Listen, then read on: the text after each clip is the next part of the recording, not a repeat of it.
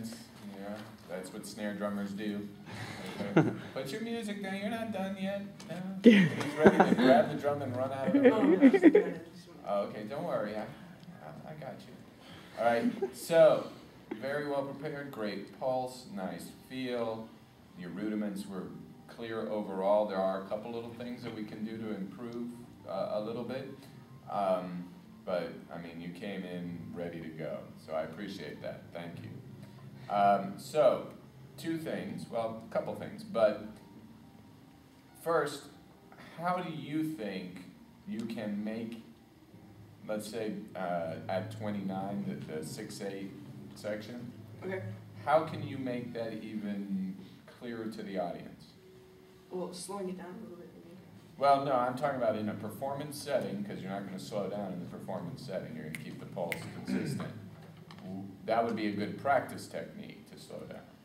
But in your performance setting, what do you need to think about to make that section a little bit, have a better feel to it? Keep the inner beats lower. You knew it, see? Exactly. So you're playing all this stuff, you know. Take it down.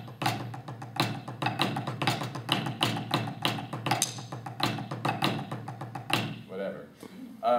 You got to make sure that those inner beats are low, and you got to keep your flams fat. Okay, not flat, but fat, so that it's really obvious. When you're playing in a solo setting, I love this. This is where we get really extra technical. Flam interpretation is, right? Okay. Flam interpretation can be really opened up to your choosing, whereas in the drumline setting, it's got to be consistent from player to player. But it's got to be consistent in the way that you approach it. So if you're going to play a flam like this, which is a pretty common, you know, middle-of-the-road type of flam, then it's got to sound that way 100% of the time that you're playing that flam in there. Okay. Regardless of how hard it is, because it's flam taps, or it's this, or it's that, or we're adding a diddle here, or any of that typical marching snare stuff, you've got to make sure that that flam is consistent. And so I felt there were a few times, and I'm being extra picky because that's my job, but that's stuff that you want to keep consistent, and it'll help if you keep the inner beats down. It's very common in flam taps to play them flat and open and all of this stuff. You got to get that separation in the notes so that you can hear more clearly. The other thing is roughs at 61, where you have this thing where you go, that kind of thing. You can't approach those roughs that are written at 61 the way you would when you play 16th notes that have some doubles in between. Mm-hmm. So if you look at, say, measure 64, see how there's a double stroke on the E there? That is not the same thing as what 61 is. So when you're playing 64, you have, and those doubles are exactly half as fast, or double the speed, right?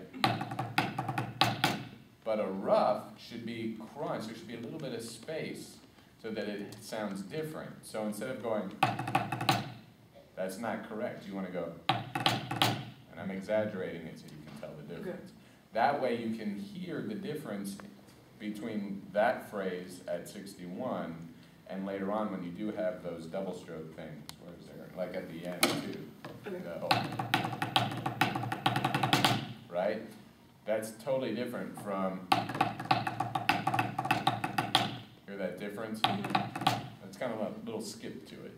So those are just teeny tiny little details. And then last but not least, the thing that always gets overlooked the most in a marching snare solo is exaggeration of dynamics, okay? Because everyone's so worried about getting all their chops in, you know, and playing it accurately and playing it at the right pulse and all that stuff.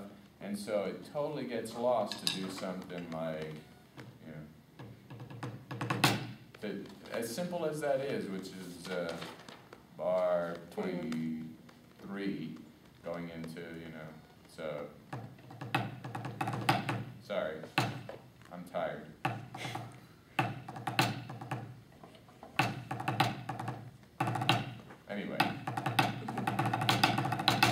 There we go. All right. It's been a long morning already. You know, to crescendo that and make the most out of it. Those are the little details that can really take your playing from a very good level already, well, I shouldn't say good, from a very wonderful level to an even more wonderful level. So you've got to think about those things, okay? So your torture is over. You did a very nice job. Thank you.